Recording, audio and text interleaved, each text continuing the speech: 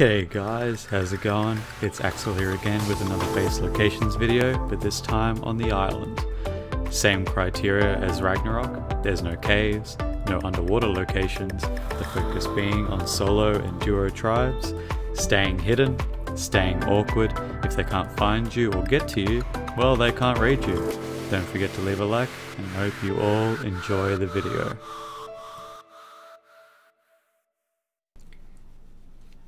Alright, so here at number 1, we are over here at, I believe it's called Stonehenge, or Tabletop.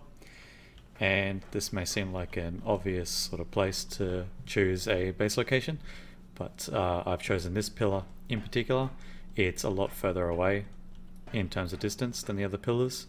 It's much higher up, it's got a lot of flat area, and if need be, you've got little nooks and crannies and stuff for you to place down extra storage boxes if you don't want them to be found, just in case this was to be raided. But extra awkward, obviously not very hidden, but very awkward. Build this correctly and you're going to see a metal base with 20 odd turrets sticking out of it. I'd probably be hesitant on that as well. So without further ado, let's go on to number 2. Alrighty, so this base location may not be as obvious as the previous one.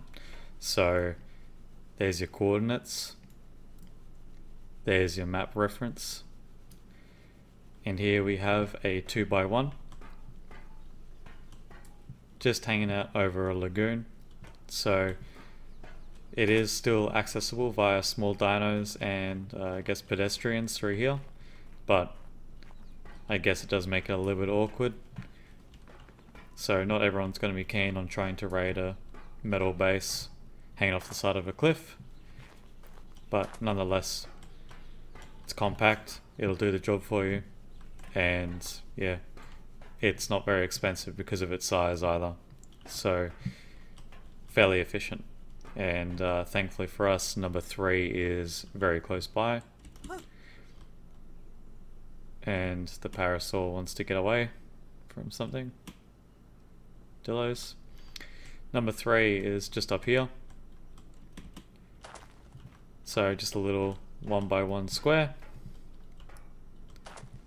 and this is even more awkward to try and get to than the other one. So people can still just jump off this cliff here and jump down onto your base, but they have to find it first.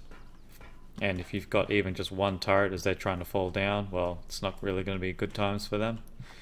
You got flyer landing space here. You can easily fit a couple of RGs and a couple of Pteranodons. So without any extra explanation needed, we will head out to site number 4. Alrighty. GPS guide for number 4. Map reference.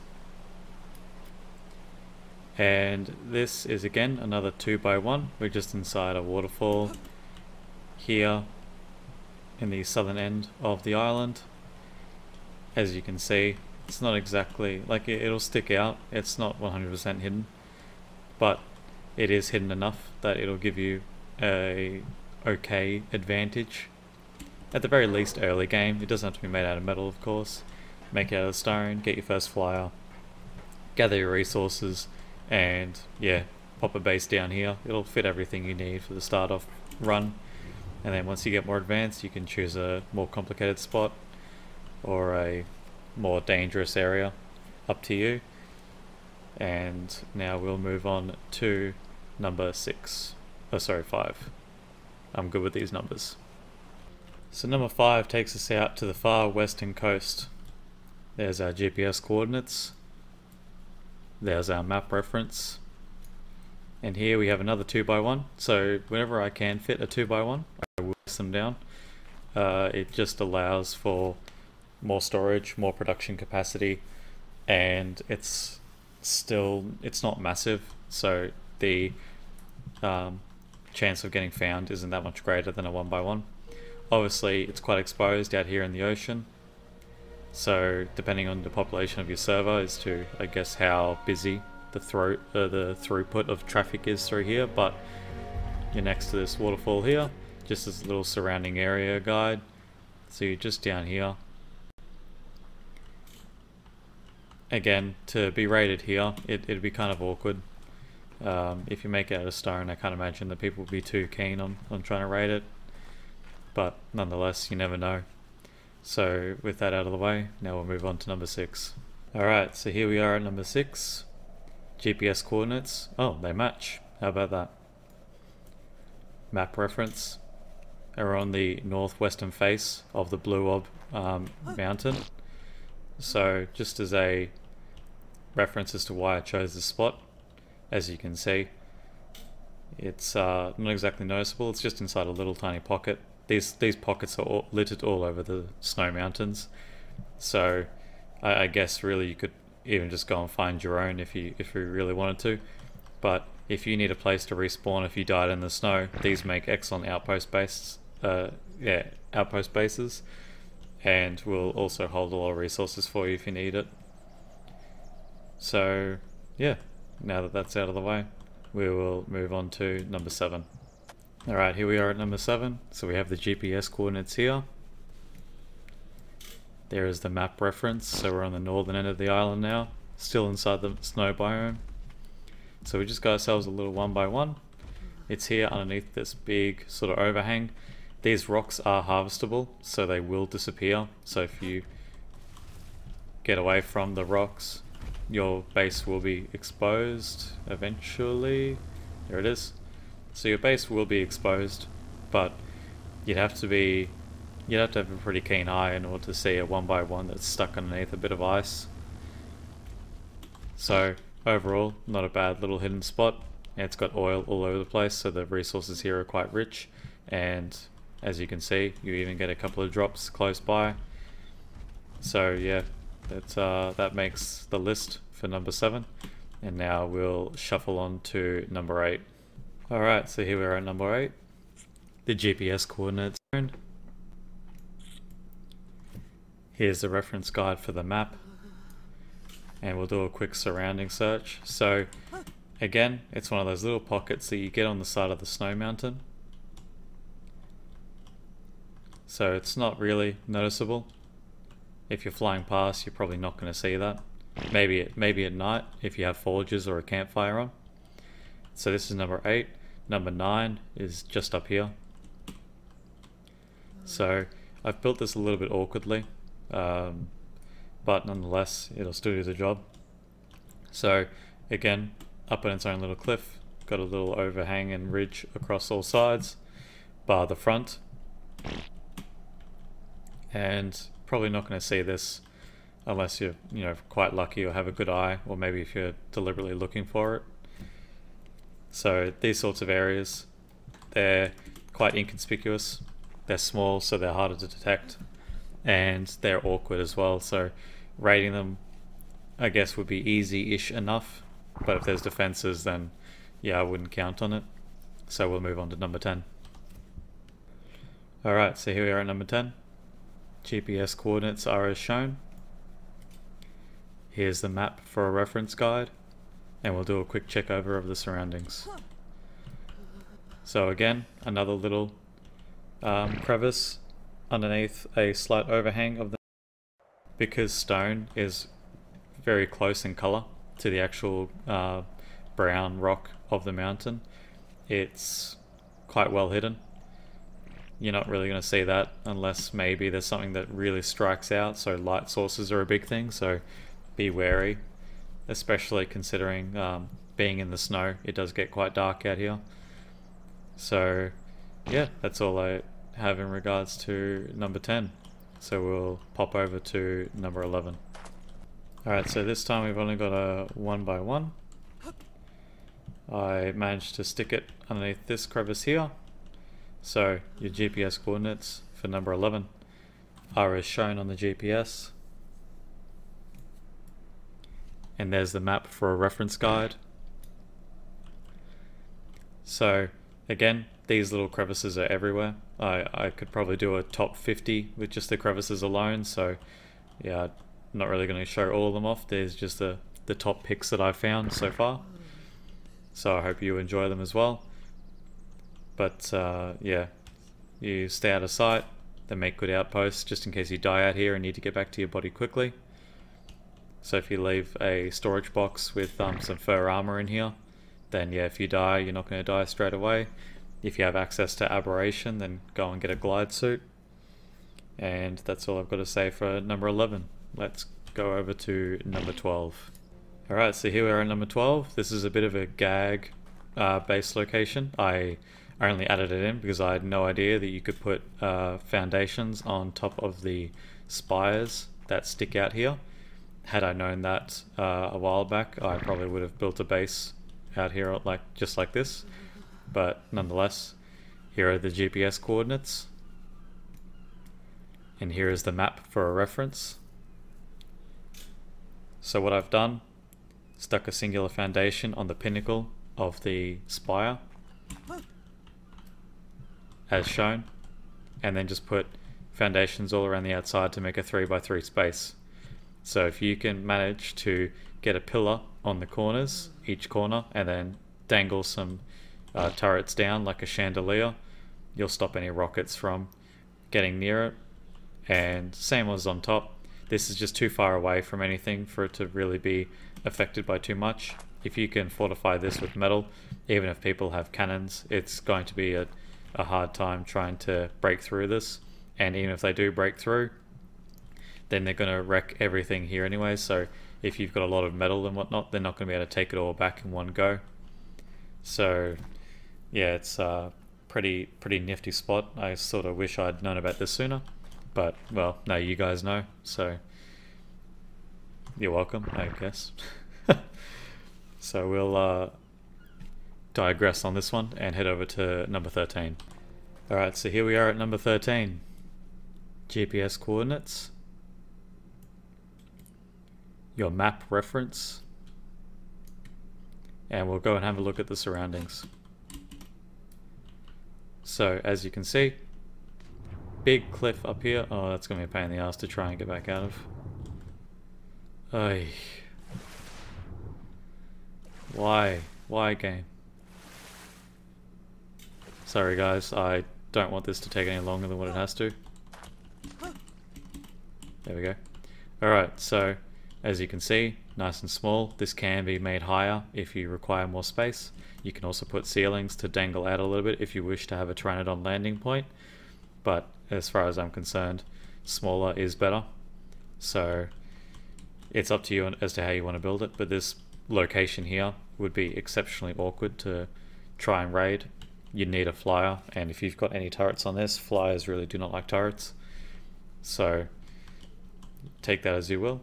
And we'll now move on to number 14. Alrighty, so here we are at number 14. There is your GPS coordinates. There is your map reference. And these are the surroundings. So it's a very similar layout to what we saw over on 13. In fact, I think 13 is just over here. Indeed it is. So this is 14. Same deal, 2x1. You can go a little bit higher if you wish. You can put ceilings out if you want to have a landing pad. Put a hatch frame on top if you want to be able to access the roof. It's yeah, a very awkward area. This water is very deep, so if people wanted to try and soak your base, they would not be able to do so via the water, and if they did, then their dinos would not be able to escape fast enough to stop themselves from being killed by the turrets. So it's just a waste of a soaker for them. So yeah, these spots are quite valuable. You just need to know how to build them. And without any further explanation, we'll now move on to number 15. Alrighty, so here we are at number 15. There is your GPS coordinates. There is your map reference. So as you can see, we're on the far east side of the map. Over in the swamp border. So after going on to the, whoop, that was an accident. After going on that snow spire over in the north, I figured maybe there are other spires that we can build on that I didn't know about. And one of them happens to be right here. So as you can see, you're quite high up. There is no other landmass near you. So all you need to do is stick out a ceiling, dangle a chandelier of a turret or two to stop rockets, and you're pretty much set to go. The only way they're going to be able to raid you is by constantly killing off their flying creatures, and that's going to be very expensive for them. If you build this out of metal, you could probably go a bit larger actually. You could probably go to a 3x2 if you wanted to, and make it out of metal. Then again, not only are they going to try and drain turrets, but then they've got to try and blast through, you know, copious amounts of metal on top of that. Super awkward, and it's definitely not a base that I'd want to personally take on if I was to you know, elect to raid a player or raid a base. So now we'll move on to number 16. Right, so here we are in number 16. I was actually quite proud of finding this spot. I haven't built here before, but I can imagine that given the opportunity, there's something that could be made quite nice and sneaky here. So there's the GPS coordinates. That's the map reference guide. So still in the south. So this is something that someone who doesn't have a flyer could potentially do. You just need to make sure you have grapples, or if you're okay with maybe building a ladder or something like that. But right now, as we look at the surroundings, we're inside these caverns, and we've built up here inside some trees. Just got to quickly go back to daytime. So we've built inside the leaves of the tree here. So it's not perfectly hidden by any means, but the fact that it is a 2x1, which could be made another wall higher if you so wish,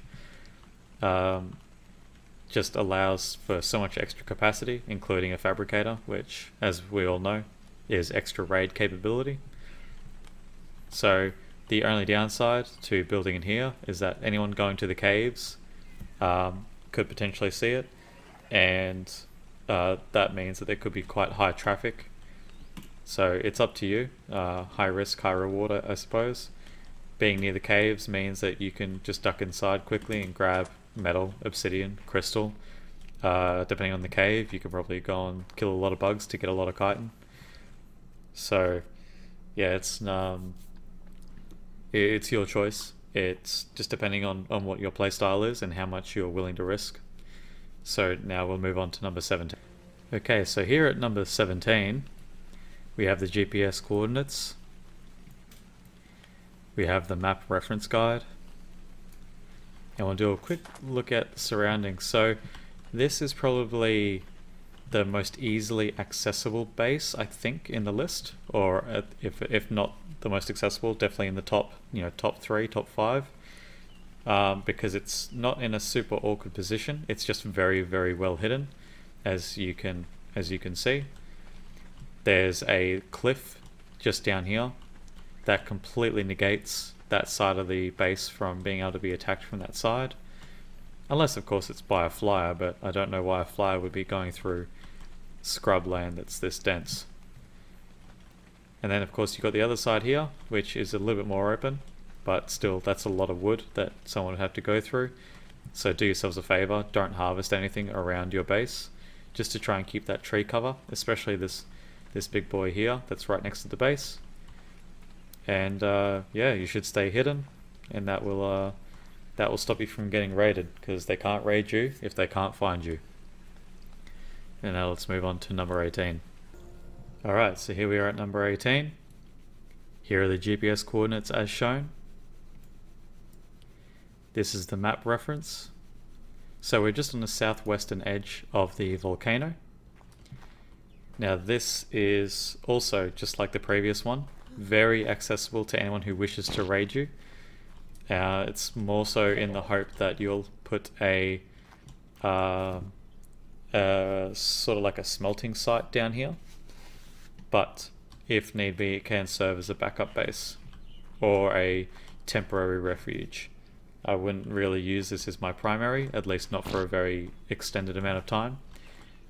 Maybe just a day tops while I built up resources to move elsewhere. Just in regards to the surroundings, so it's up against this rock here. There is a cliff here that dinos and people cannot get up. They'd have to go all the way around in order to get to you.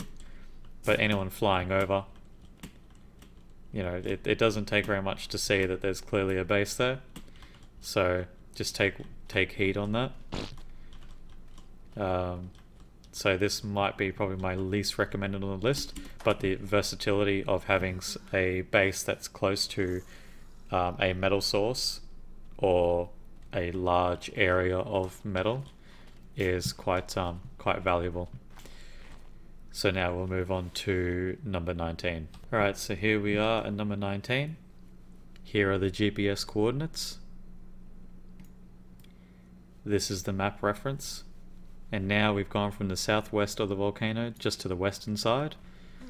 And we've gone down about halfway between the base of the volcano and the water channel that then goes into the snow. There's a little flat area down here that is quite hidden away. So there's a track up here that I suppose you could comfortably walk along.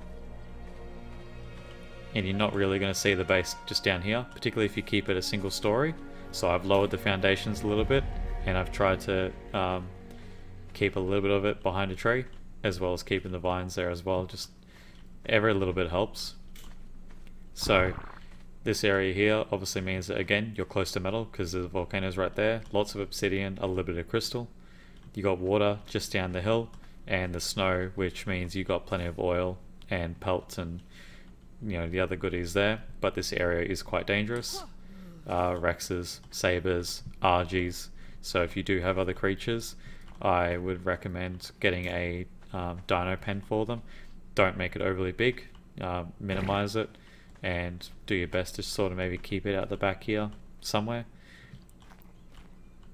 Maybe that'd be a bit of a tricky situation.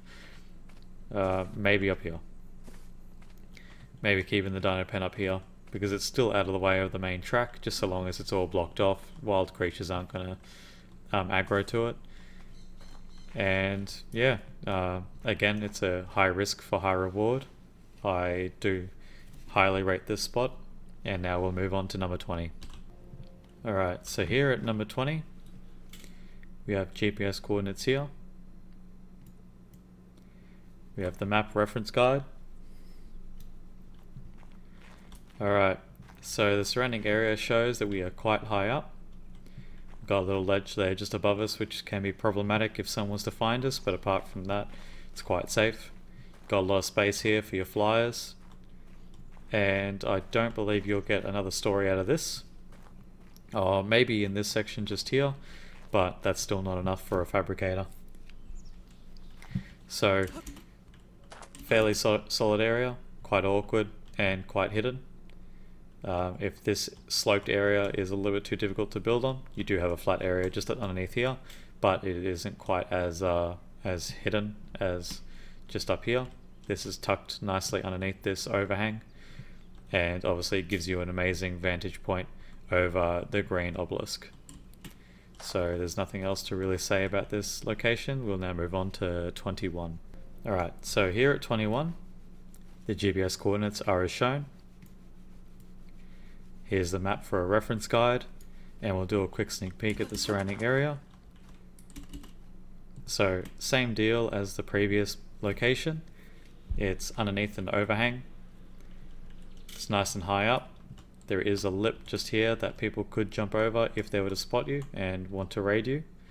I suppose you could always move the base a little bit further in here to avoid detection, if you so wish. That's entirely up to you. But plenty of space. You could probably do a lot with this if you build it correctly. Still got space for your creatures, and nothing here is going to aggro on them unless they were to fall off the cliff directly, which I don't think would be overly common. So yeah, another highly rated spot. Although maybe there are some creatures that might aggro onto your creatures depending on what you have, but yeah, for the most part, I do rate the spot. So now we'll move on to number 22. Alright, so here at 22, GPS coordinates, your map reference guide, and we'll do a sneak peek at the surrounding area. So, same as the last two locations, nice and high up, got an overhang, and we're on a small lip So these locations, their pros and cons are practically identical. It can be hard to build if you don't have the right area. It can be awkward to sort of find. It can be awkward to raid, which is a good pro. You obviously don't want to be raided, but you want people to sort of give you a run for your money. As soon as I can get out of this. Oh, there we go. Oh, I got a crouch. Fair enough. So, obviously with this, you can go a little bit taller. I don't think that'd be an issue. And it's not bad with the resources, but it is quite out in the open.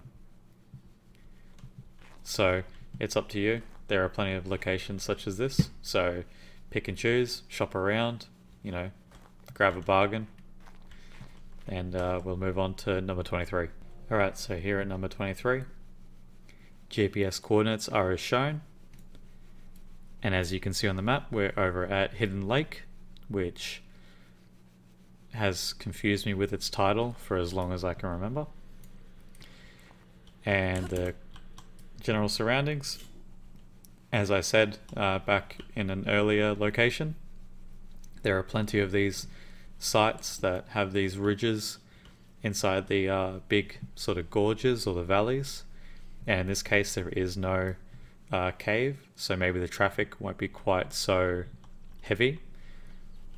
But with that being said, Hidden Lake can have its inhabitants, so it's up to you, especially those who are trying to go for cementing paste. But if you can make this work here, I think you'll have quite a safe spot for quite a long time. And yeah, I'd like to think that the pros and cons sort of speak for themselves. Now we'll move on to number 24.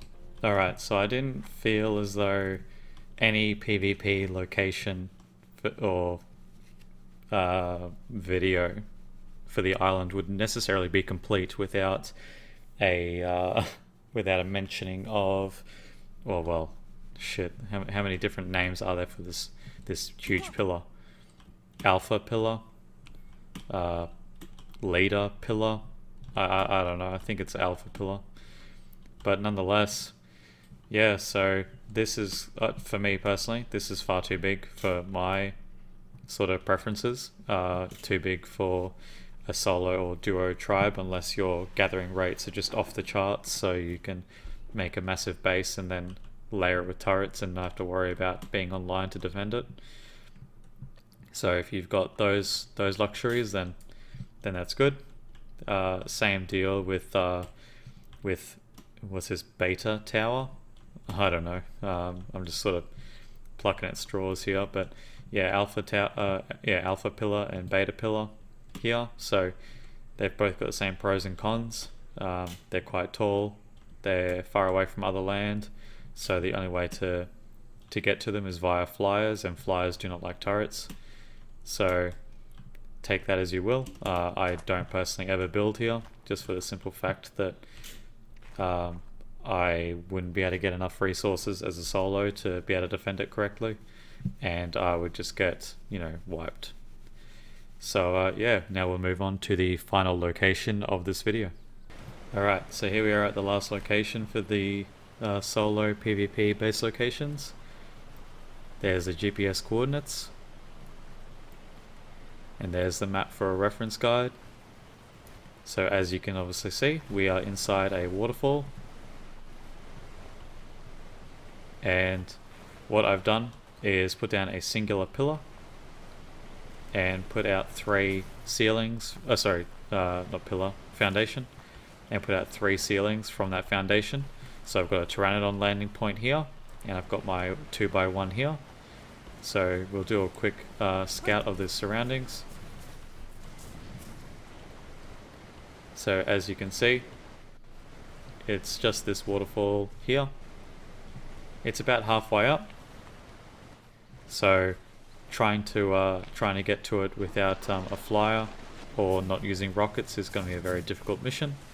There's also another section down here that I found that you can use, and the reason why I chose this is because the water itself, as you can blatantly see, the water is very deep until you get to a certain point back here. But yeah, from here, people obviously can't use rockets in the water, so they'll have to find another vantage point to try and rocket this. But it is quite well hidden. I've never seen a base built behind here before, but having said that, I have never actually actively looked. I've only ever sort of just come in here to build the base that I want, and it's always just been available. So yeah, this is probably one of my favorites, just for the simple fact that it's so close to everything. You've got water, you've got wood, you've got plenty of stone, you need the swamp for any of those little extracurricular bits and pieces you need. You're really close to the beaver dams that are only half a block to the west, and the metal that's covering Red Mountain in the center of the redwoods. So this has got to be one of my favorites, and I might do a build guide on what I would do if given the opportunity and resources on this particular site. But yep, I'll skip on all that for now, and I'd like to thank you for watching this video, and I hope to see you in the next one.